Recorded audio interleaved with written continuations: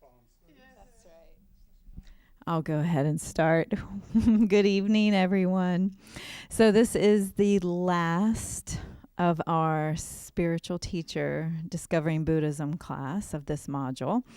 Um, if you are doing your completion card, which I encourage you to do, so again, even if you don't necessarily want the certificate, go ahead and do it. Keep track of it, and that way you have it. So those completion cards are behind the outside the door there, and they photocopied on pink paper. So look for the pink paper. And then if you want to turn that in, we do have a month-long break. So at any time, if you want to turn it in, you can just put it in. There's a cabinet right back there where Brian is. He's pointed the cabinet. Thank you, Brian. And there's a tray that has a little teeny tiny DB on it. So you can just slide it in there, and I'll be sure to get it and photocopy it and make sure I get it to Robbie at some point. So yes, we do have a fairly long break, and then we'll pick up on Monday, September 9th. That's the Monday after Labor Day. And Don Brown will be teaching karma. But in the meantime, there's still lots and lots to do here at the Kadampa Center. So there are, and I have a whole list. There are dinners at 6 on Saturday nights. If you've never been to that, it's a lot of fun. It's at Aladdin's, which is a Mediterranean restaurant in North Hills. It's very good, and they have lots of different options, including plenty of vegetarian and vegan options. There's lots of conversation. You can even have a discussion about anything you want. Community building is kind of the goal, so join us. It's every single Saturday at 6 o'clock. So just come on down to Aladdin's. It is a lot of fun. I really enjoy it. And then every other Thursday, right here at the center, Geshe Sangpo from 7 to 8 p.m. does merit-making practices with mandala offerings and prostrations. So check that out. And again, it's every other Thursday, so it's this Thursday, and then you skip a week, and then it's the following Thursday. And it alternates between mandala and prostrations. And then there's also every Sunday morning, don't forget, before the teachings, there's a meditation circle. Why are you jumping, Gary? And so you can come and join us on Sunday mornings from 9 to 9:45 and do a meditation. And then also on the first Saturday of the month, there's a meditation, and that one's coming up. We just passed the Saturday of August, but September 7th, and those are an hour and a half long, 9:30 to 11. And I think that's all I've got for you. Don't forget that there is childcare available every Discovering Buddhism class, and that's done by our children's program, and we have some Kadampa Center teens who hang out with kids. And also, don't forget, I left my phone out. Don't forget to silence your cell phone. So I'm going to do that now. And I'm going to pass the mic over to Donna. Hi, guys. Extra bonus merit for all of you for coming out on a rainy night. So I also have two things to tell you about that are happening in the very near future. Tomorrow night we're having a Medicine Buddha Puja here at 7 o'clock to benefit Susan McClure, one of our members who passed away a month ago. So this is to benefit her as she passes through the Bardo. So please come. And if you haven't been to a puja before, Medicine Buddha is very accessible. We do it all in English, and it's really actually quite beautiful, I think. But I'm kind of a puja nerd, so. And then a week from this coming Saturday, so almost 2 weeks from now, on Saturday, August 17th, we're going to do another Tara mini retreat, and Geshe Gelik will come and lead that retreat. And he's really fond of Tara practice, so he had a great time last time we did it, and so did I. And so this is just going to be a one-day mini retreat. It's from 10 in the morning until 4:15 in the afternoon. And, we bring all the Taras out and do a big altar here in the center. And if you wanted help with that, we're doing that on Friday at 10:30 in the morning. And Gary is the Tara altar boss, so he can tell you all about that. Mm-hmm. And we register for the retreat, yeah. And then the last thing I have to talk about, don't want to forget that, is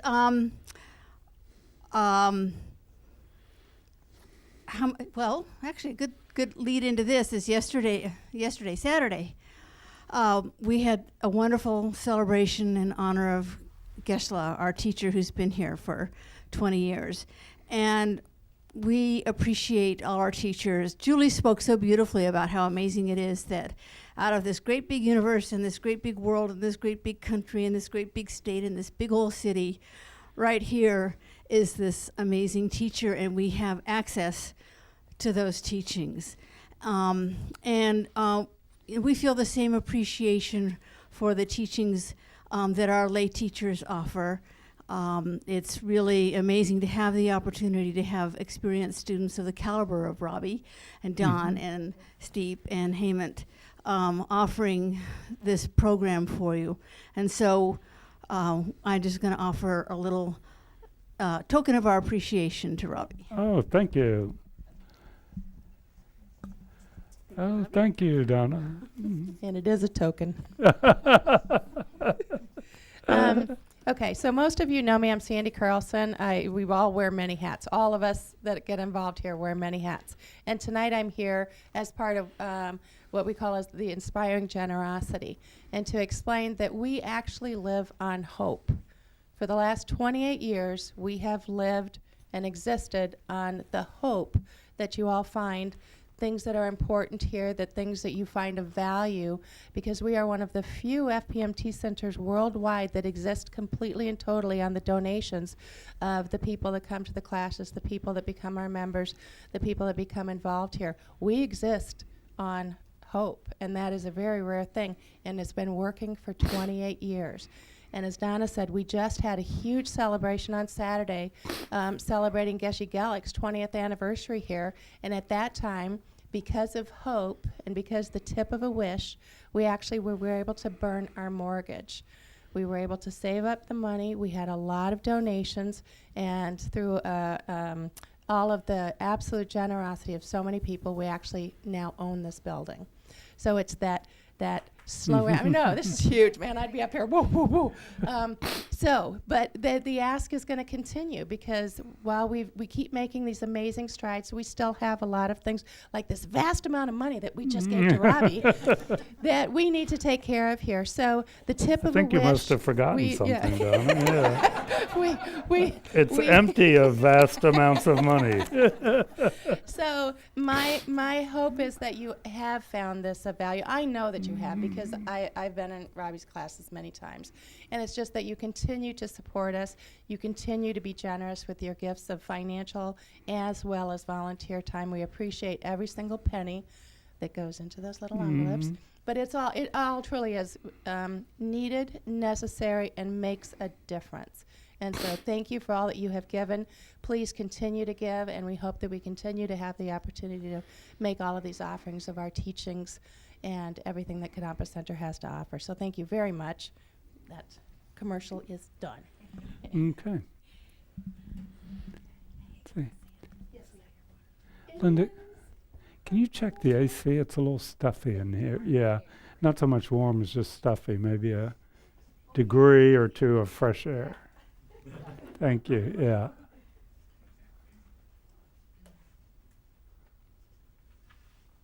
Okay, good evening, everyone. As Linda said, this is our last class. It's amazing that it's here already. Seems like we just started this module. Since, as I said, I'd never led this module before. It's been an adventure for me. And I've learned a lot. I hope you all have gotten some benefit from it. And I thank everybody for coming out in the rain. There are a lot of traffic lights out and such, so you create extra merit by being here this evening. So we'll start with prayers and meditation. Our dedication prayers are in the Gold Prayer Book on page 34. And we'll read the Taking Refuge and Generating Bodhicitta 3 times, the 4 immeasurables, the 7-limb prayer, and the short mandala offering. Do people know the hand mudra for the mandala offering? Yeah, it's tricky, okay? I've been up here doing it. I haven't taught you. If you're not familiar with it, this is a representation of the entire world. Mount Meru in the center and 4 continents, one at each corner. That's a Buddhist cosmology, representation of the entire world and everything that's in it. And we visualize that we're offering it to the Buddha and to our teachers. It's a mental offering with the hand gesture. So if you want to try it, you take your ring fingers and put them together so they stand up. That's the first thing. That in itself is hard enough. Then you take your 2 middle fingers and cross them so that the left middle finger crosses over the right middle finger. Then you take your index fingers and grab the tip of the nearest middle finger and pull it down. Then you cross your little fingers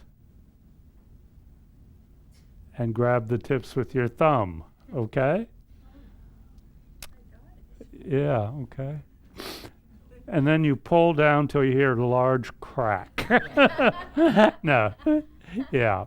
I mean, you don't have to do this, but this is what you'll see a lot of people doing during the mandala offering. Mount Meru in the center and the 4 continents, okay? Yeah, looks like people are good, yeah. That looks right, yeah. Uh-huh. The round one is Mount Meru too? It's just the 2 upright ones, yeah.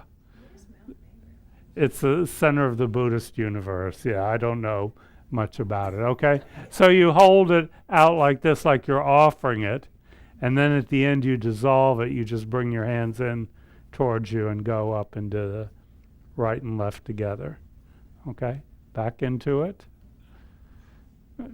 10 minutes later. Yeah. Cross the middle fingers and pull down with the index finger.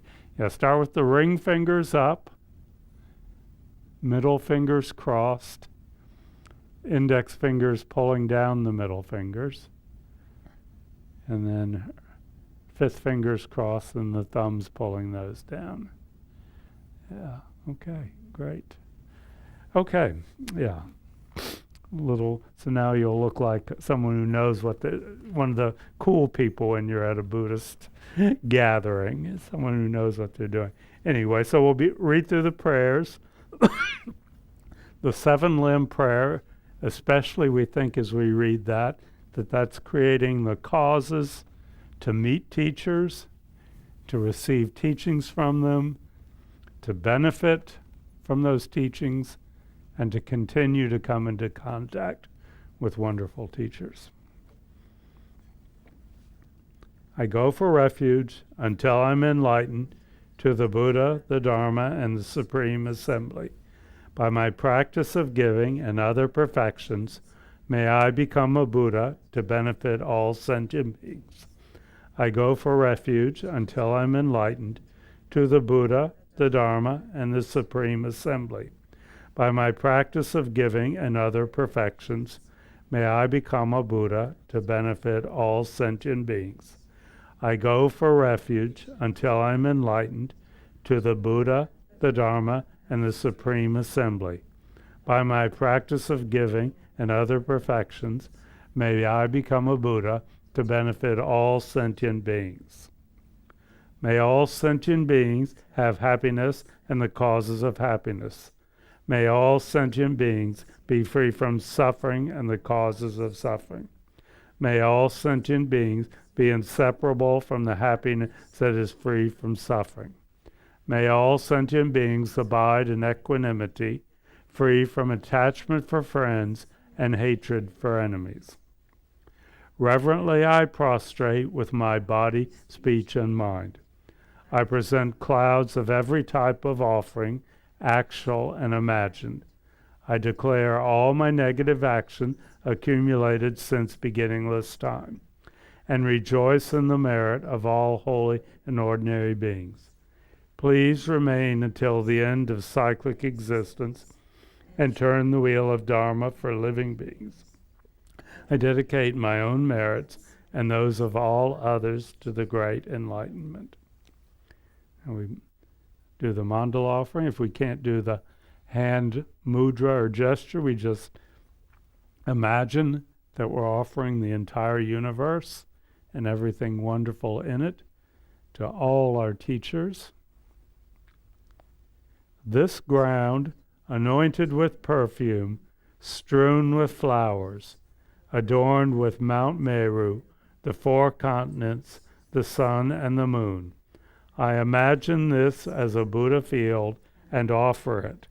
May all living beings enjoy this pure land. Idam Guru Ratna Mandala Kam Niryatayami. Okay, so that helps prepare our mind a little bit for the meditation that's to follow.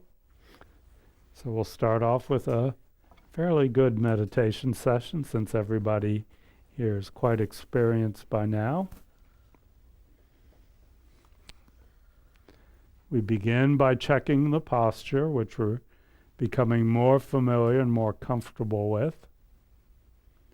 Our back is straight.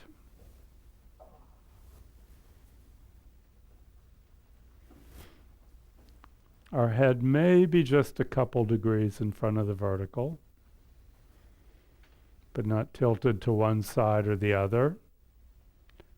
Our eyes either slightly opened or lightly closed. Our lips slightly closed with our tongue up against our gum above the upper teeth. Our shoulders are down, not up around our ears, but down, and a little bit back so the chest opens. Upper arms away from the sides of our chest. Right hand on left, thumbs touching slightly below the navel.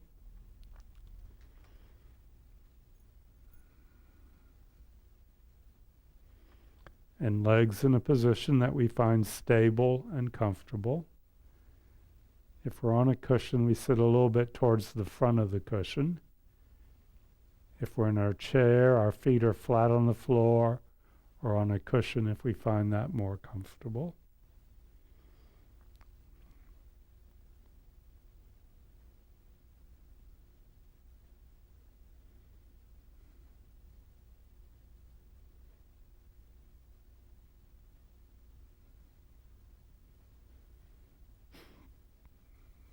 So address any areas of tension or discomfort now.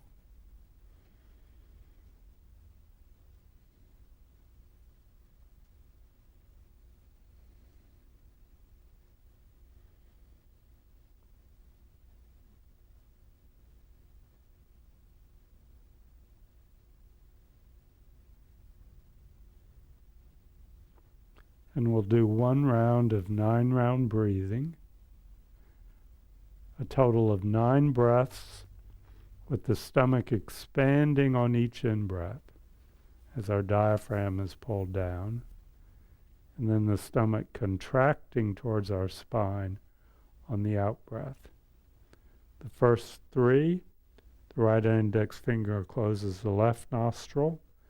We breathe in and out through our right nostril. The second 3, we close our right nostril with the right index finger. 3 deep breaths in and out through the left nostril. And then 3 deep breaths in and out through both nostrils at the same time.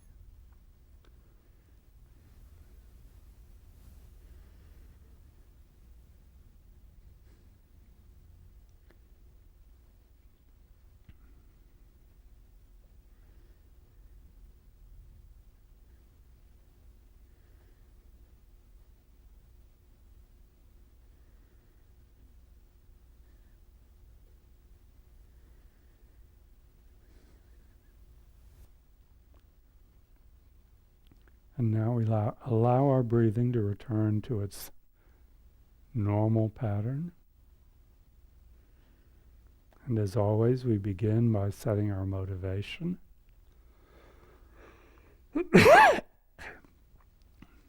With the understanding that the bodhicitta motivation, the wish to become enlightened for the benefit of others, is the most powerful, the most meaningful motivation, that everything we do, even this simple meditation, is done so that I may develop my qualities of compassion and wisdom, so that I may help others. So we probably don't think that way much of the time, but just generate that motivation, even if it's effortful, for the next minute.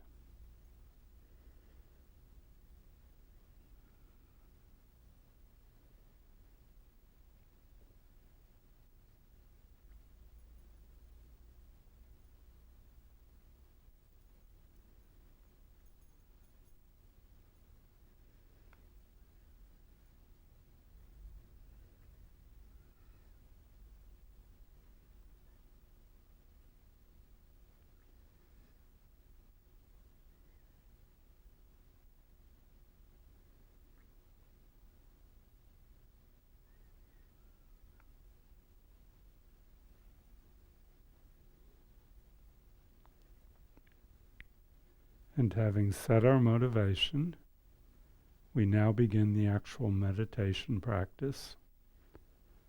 The meditation is a simple concentration meditation. Mind on the breath, on the physical movement of air in and out through the openings of our nostrils.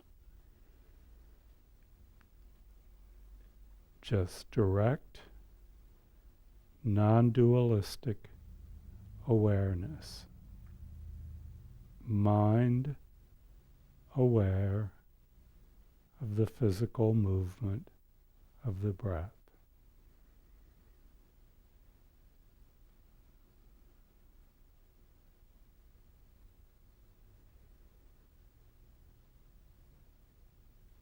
Nothing more, nothing less than that.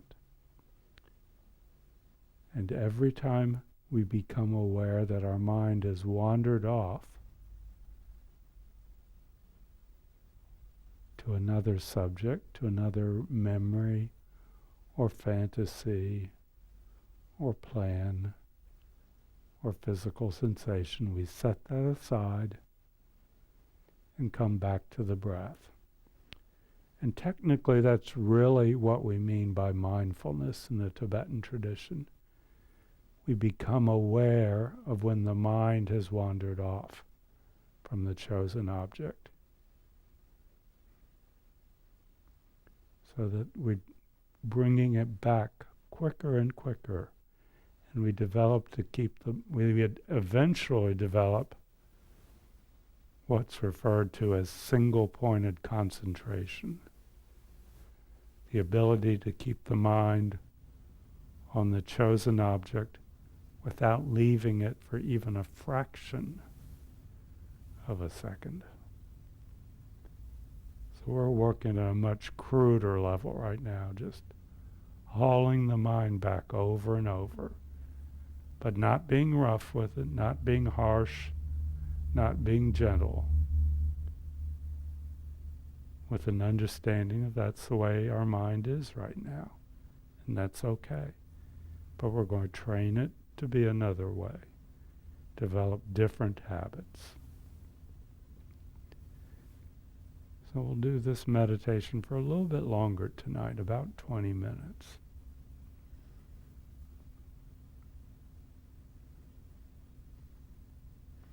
I think since it's longer, what I'm going to do is ring the bell once at the 10-minute mark, and people can adjust their posture if need be.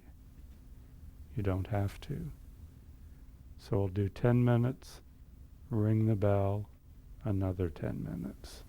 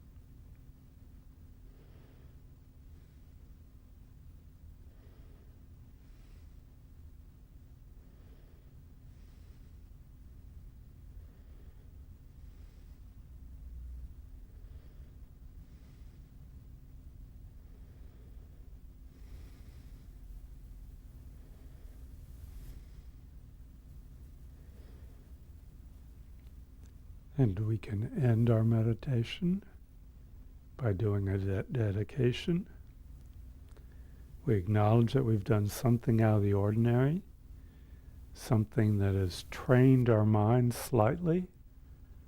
Our mind is a little bit more able to concentrate than before we did this meditation, no matter how scattered it seemed. And that's a positive accomplishment. And we think, may that energy not be lost, but may it ripen in the future in a way that benefits all living beings.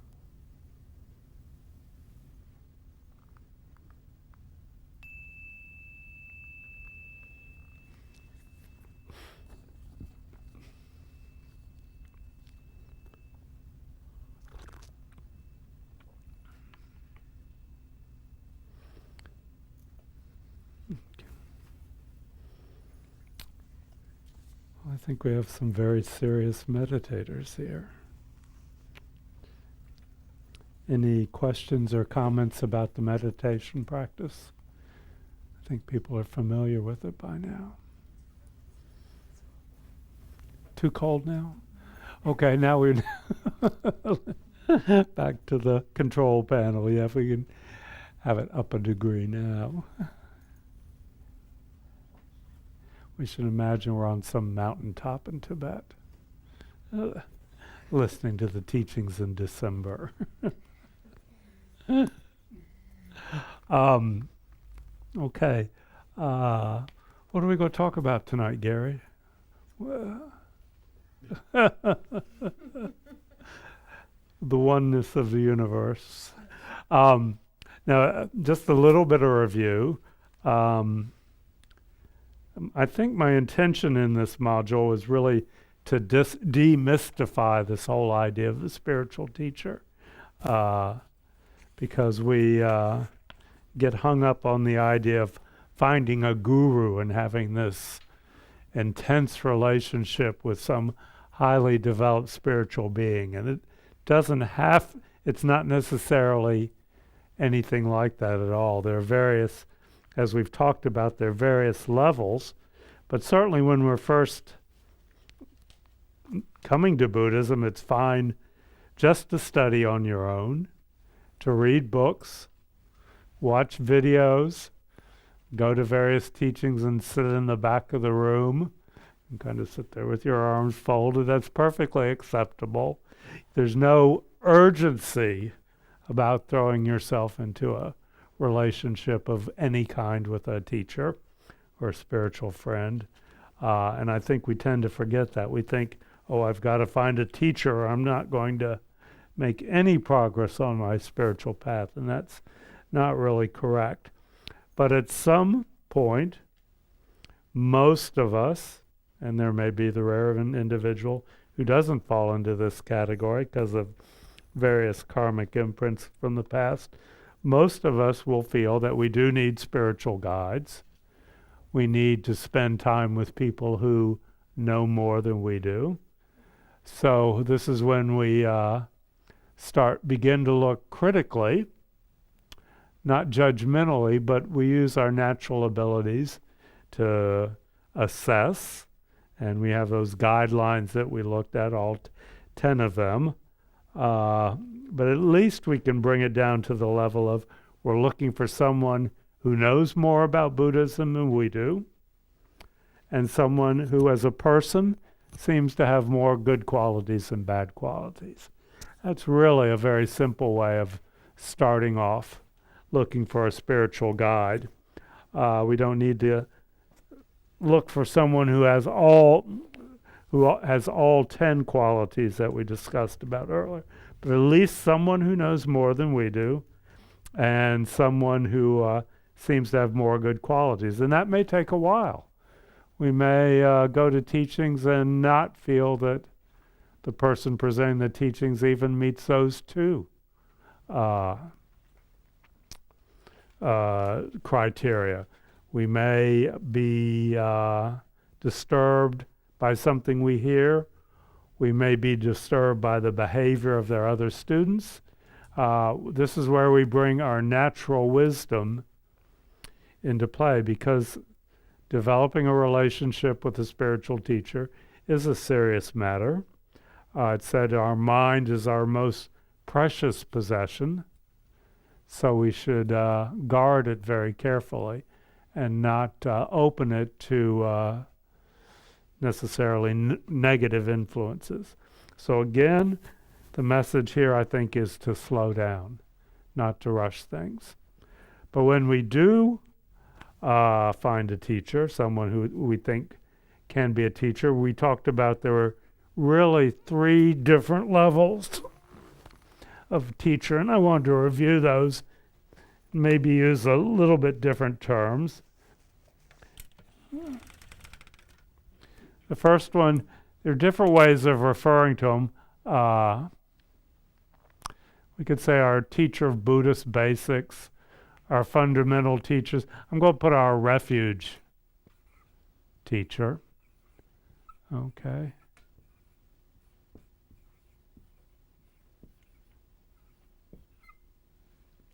And this is the person that we take refuge vows from.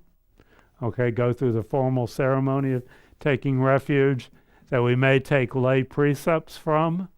The 5-day precepts, they're offered here regularly at Kadampa Center.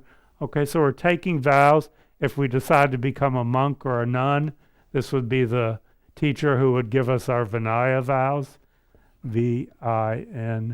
And there are over 100 of those for both monks and for nuns. For some reason, there are a few more for nuns than for monks. And you really can't study them until you take them. So you kind of have to be very trusting of the teacher, because you can't sit down and read an entire list of the vows before you take them. Okay, so this is your refuge teacher. This is who you take refuge vows, precepts. Okay. The next level of teacher is the Mahayana teacher.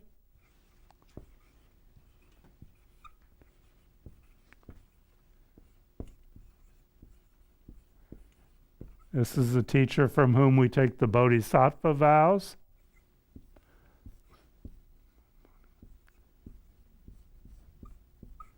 Which are another level of practice above and beyond the refuge vows. The refuge vows are quite simple. Bodhisattva vows, and who gives us, traditionally gives us teachings on what's referred to as the 6 perfections. Okay. These are qualities of mind that after taking the Bodhisattva vows we aspire to develop. Does anybody know what the 6 perfections are? Anybody want to take a stab? Okay, somebody up here is going to... okay. Generosity. Generosity is the first one. Joyful effort, patience.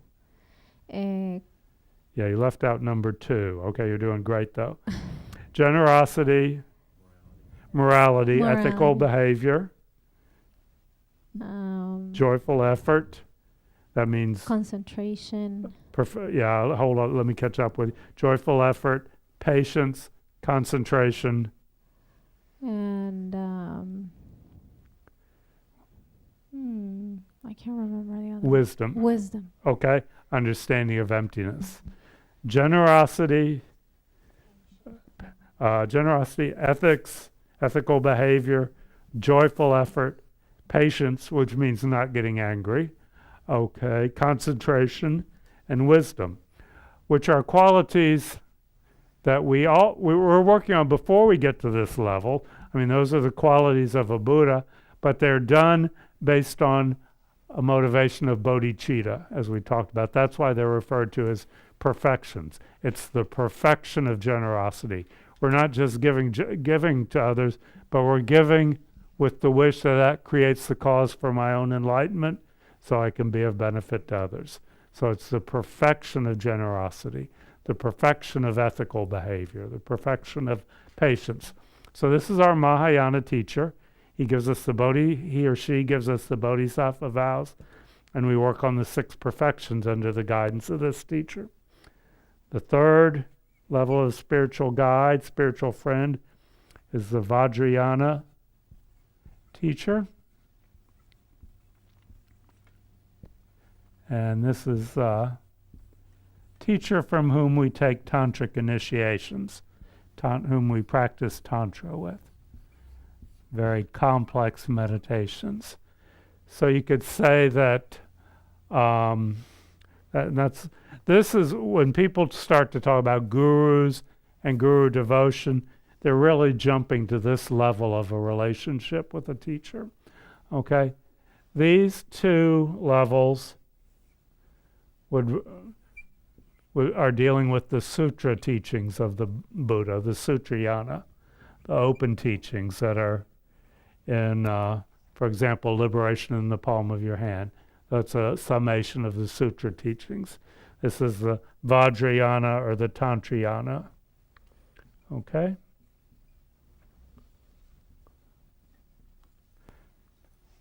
Okay.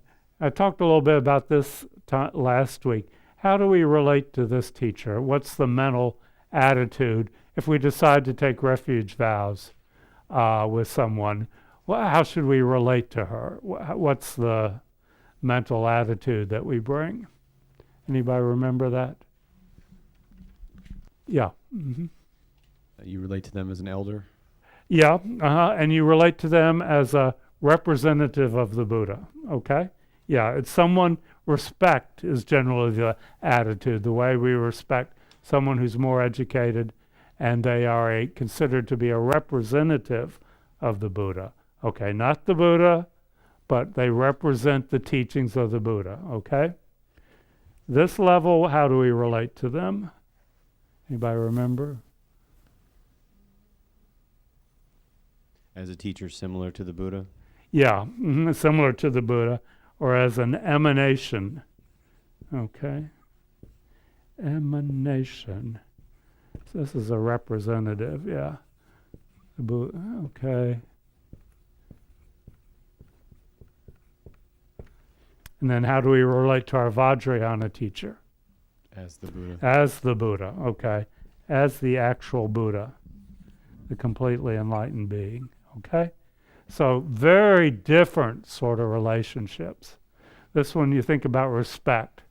This person represents the teachings of the Buddha, represents some of the qualities of the Buddha, but may be flawed, okay, in a lot of ways. This person a little bit higher, an emanation of the Buddha. And this person is we see as the actual Buddha. Okay? So very different sorts of relationships that we have here. We could have one person who fulfills all these roles. Could be three very different people.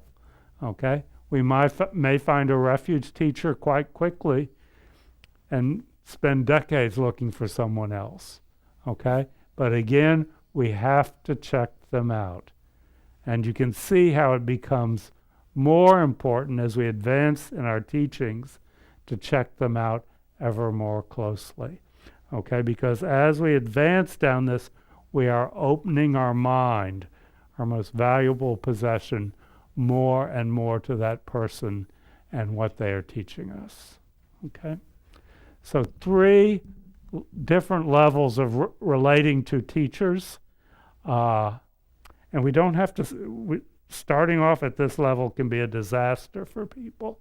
And this is where you hear about a lot of problems. But this is kind of what people get in their mind this guru relationship has to be. And it doesn't have to be anything like that. It's what's appropriate for us at our levels of practice. Any questions or comments?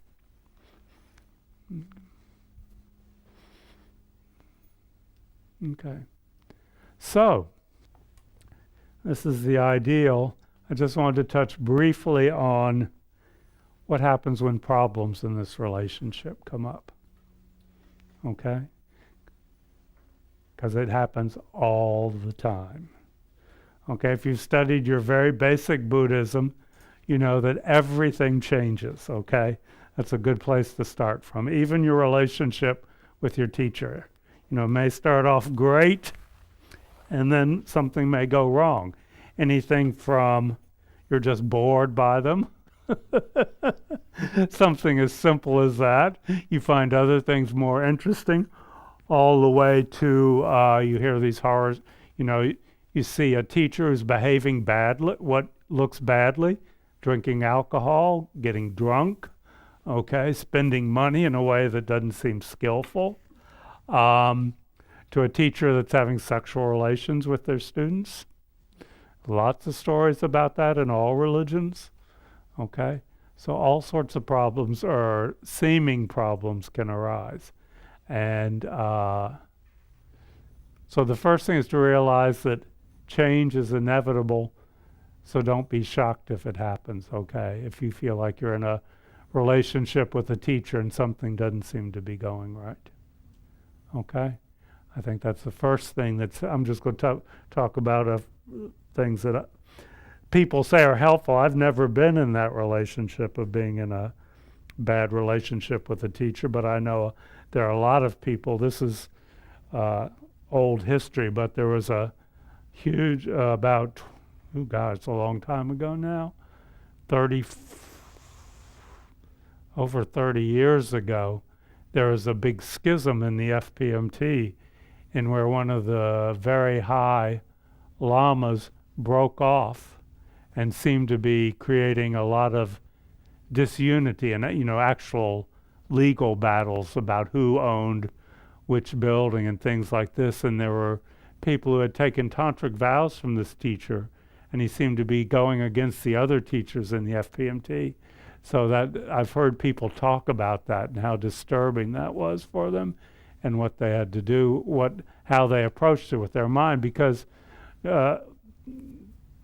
unanimously across the board, they all say that person was still a teacher of theirs, but the relationship had changed. But they still regarded them as a teacher. So it can be that traumatic or that dramatic. So the first thing is if something like that or something on a much minor level happens, realize that everything changes. That's inevitable. The relationship with the teacher may get better, it may get worse. Okay? I think the next thing to do is to look at your own mind. Always, and this doesn't apply just to relationships with teachers, but relationships with anybody. If problems arise, first begin to look at your own mind. Okay?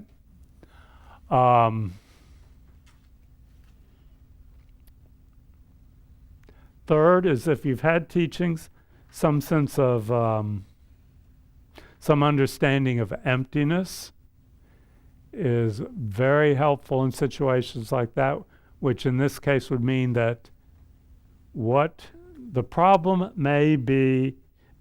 you may not be seeing the situation accurately, okay? It may not really exist the way it appears to you, okay? Which doesn't mean you throw away all your natural wisdom. And if you see a teacher getting drunk, doesn't mean they're not getting drunk. But even in a difficult situation like that, there may be something else going on that you're not aware of. It may not be as black and white, as solid as you think it is. And then another mental attitude to bring to a difficult situation, and this really touches on what's called pure view, which doesn't mean seeing horrible behavior by a teacher as perfect or pure. It really means seeing everything that occurs to you, everything that you experience as a product of your own karma. It's not happening out there, but the reason that I am in a relationship with a teacher who is acting so horribly is because of karma that I've created in the past. It's not just random. It's not just because I made a bad choice. It's not because the teacher's a jerk. They used to be wonderful and they've changed into a jerk, but because I have the karma to experience this. And I'm not a victim, but I'm intimately involved in the creation of this difficult attitude. So what would be, if you were really thinking that way, and you were in a terrible relationship where the teacher just seemed to be completely loco, what would your what would you do? How would you respond if you saw that as the product of your own karma? What would your response be? Okay, so I'm thinking from what I've learned Yeah. that I have this, that everything that I experience is from my karma. Yeah. And that karma can be purified through these purification Bingo. That's the practices. word, purification. Yeah. And so my kind of that's my answer, but it's also a question. So if I do a lot of purification practices with the intention of purifying the karma that's creating a certain scenario in my life, Mm-hmm. for example, this example, it's happening between me and some teacher. Let's just take that. Mm-hmm. Can that purification practice actually change that situation? I think it's a possibility, okay, if you have a deep understanding of emptiness. I think for most of us are operating at the level of, I don't like this, I don't want to experience this again in the future, so I'm going to purify so it doesn't happen to me again, okay? If we can work at that level, we're doing great. But like, if it keeps happening in this lifetime, like let's say you meet a teacher and the teacher gets drunk. Yeah. And then you say, okay, to heck with that teacher. I'm going to go find another teacher. And that teacher gets drunk. Yeah. And then you're like, okay, another I mean, because this happens to people, right? Because we have the karma for it. And you say, okay, what's the constant here? And The so- teachers are changing, Right, so but it's I'm me. the same. So, Yeah. okay, I accept. This is my karma. I've created the causes and Yeah. conditions for this to happen. I do lots and lots and lots of purification Yeah. for it. Then can I expect that it will change? It's a possibility. Yeah. Okay. If you still have that karma and you don't purify it, you're going to run into another drunk teacher. Yeah.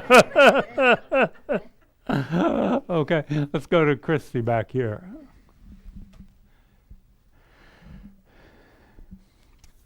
I know this isn't a class about purification, but I don't know that you can do it without an expectation that something will change in the future. And then having that perspective beyond this one lifetime with the understanding that you are not just this one lifetime. Yeah. So then eventually, yes, you will run out of the negative karma if you're doing the purifications, but it might not happen. That's where the patience comes in. It might not happen in this lifetime. And then being okay with that because you realize that you're not just this one lifetime. Yeah. Yeah. Mm-hmm. Yeah, I mean, purification is a huge subject, and I am not an expert on it by a long shot. But I'm glad you gave the right answer. You know, if you're in a bad relationship, the best Buddhist response is to purify. Okay, say, my karma has created this. Okay, I don't have a magic wand where I can change that person into what I want them to be, but I can work on my mind. And purification, whether it's formal practices or there are other ways of purifying, is the most effective way to do that. Yeah. And then the other side of that is to be careful with your own body, speech, and mind that you're not unskillfully teaching someone else. Mm-hmm. So that you're purifying, but you're also not creating more negative karma, because that probably means that you were an unskillful teacher. Mm-hmm. Yeah, at least that's the way my mind works is, maybe I did something in the past. Mm-hmm. And certainly it changes as you advance through these levels. It said at the level of a refuge teacher, if they do something that you think is very unskillful, you can tell them that at that level, okay? It's a very, it's not equals, but it's we're members of the Sangha together, okay? And we're watching out for each other. And even the one who gives you the refuge vows, if you think about it deeply and your motivation is pure, you are allowed to criticize to their face that level of teacher. Now at the Vajrayana, that's where you see them as the Buddha, and you would keep your mouth shut theoretically, okay? Even at that level, if that teacher goes off and behaves extremely unskillful, generally it's said the best thing to do is just pull away, okay? Now if they're doing something illegal or that's harming other people, certainly use your wisdom and act on that. But if you find that being in their presence is disturbing for your mind, the best thing to do is just pull away. I know examples of people who've taken tantric vows from teachers, so they've created that relationship. That's it. You have a relationship with that teacher, whether you want it or not. If you actually take tantric vows, and then that teacher they feel has gone on a path that they don't think is right or don't want to follow. So in this situation, when that teacher came to the city where they lived, they went to the beginning of the teachings when the prayers were said and the offerings were made, and they sat there in the back very respectfully, and then got up and left at that point when the actual teachings began. They still had the respect for what they had received from that teacher, but they were pulling away from receiving any more teachings. So I thought that was very interesting that they to do that, to that level of maintaining respect, but you disagree with your wisdom tells you this is not right for me. What kind of was not right? I don't know the details. Yeah, I mean it wasn't drunkenness or sexual misconduct. It was something about what they were teaching. Yeah, there's also it didn't seem to be authentic Tibetan Buddhism. It was some corruption thereof, possibly. Yeah. Right now, Shambhala Mm-hmm. is in that state. Uh, I'm always wondering what will happen to Shambhala. yeah, that's another Buddhist organization. Yeah. You hear? Yeah, there are a lot of horror stories. Yeah, Tibetan Buddhism is not pure. There's lots of conflicts and things like that. So not a lot, but some more than you'd like to hear. It's not just the other churches that this comes from. How else would people deal with a situation with a teacher that's causing upset in their mind? What are some of the other ways we might handle it? Anybody have any thoughts? Anybody ever been in a situation? Not necessarily a spiritual, but somewhere, yeah. You want to share anything? I see a head nodding. My PhD committee chairman. Uh-huh. So how'd you deal with it? I got another chairman, Uh-huh, okay. and then he left, and I had to go back to my original one. Yeah, uh-huh. So how did you handle that, if you don't mind my asking? I left. Uh-huh. Yeah, removed yourself from the situation, yeah. Lots of times that's the best thing to do. Yeah, not necessarily yell and scream at them. Okay? Yeah, comment over here and then here. Then doesn't that make you complicit? Complicit how? You're encouraging the situation by just walking away. Yeah, I mean this is where you have to use your natural wisdom, yeah. But what is not right for you may be right for someone else, okay? We can't make that judgment. Now if we're talking about something that is actually illegal or harming others, then walking away may not be the best thing to do. Yeah, I'm not saying you ignore bad, truly harmful behavior. Okay, I mean there's all sorts of different degrees of dealing with this.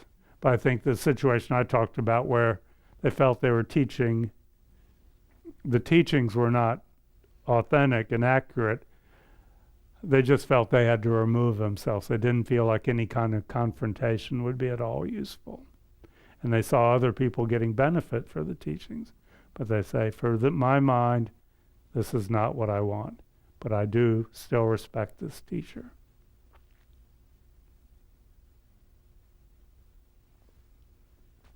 Go, you want to respond?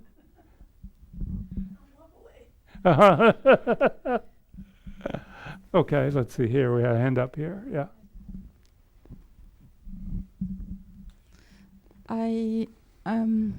As a teenager, I would go to all these meditation Uh-huh. places to learn.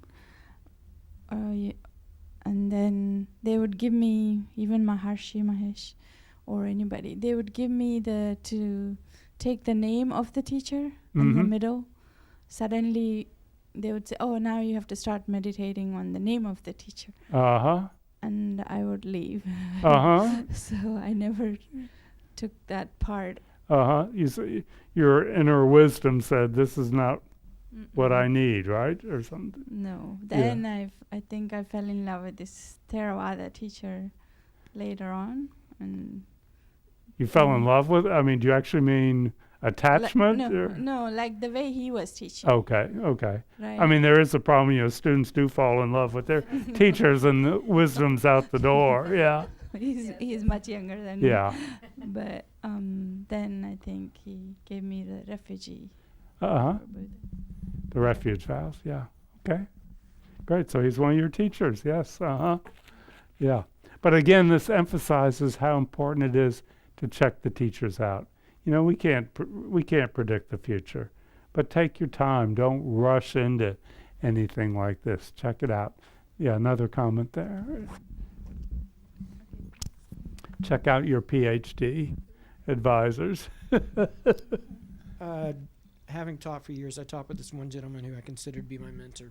Hold it a little closer. And he said that people teach for one of two reasons.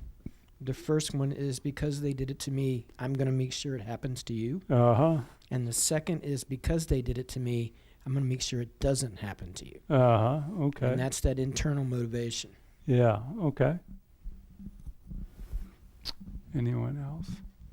So, just a few ways, if you ever find yourself in that relationship, think about change is inevitable. Okay. What effect is this having on my mind?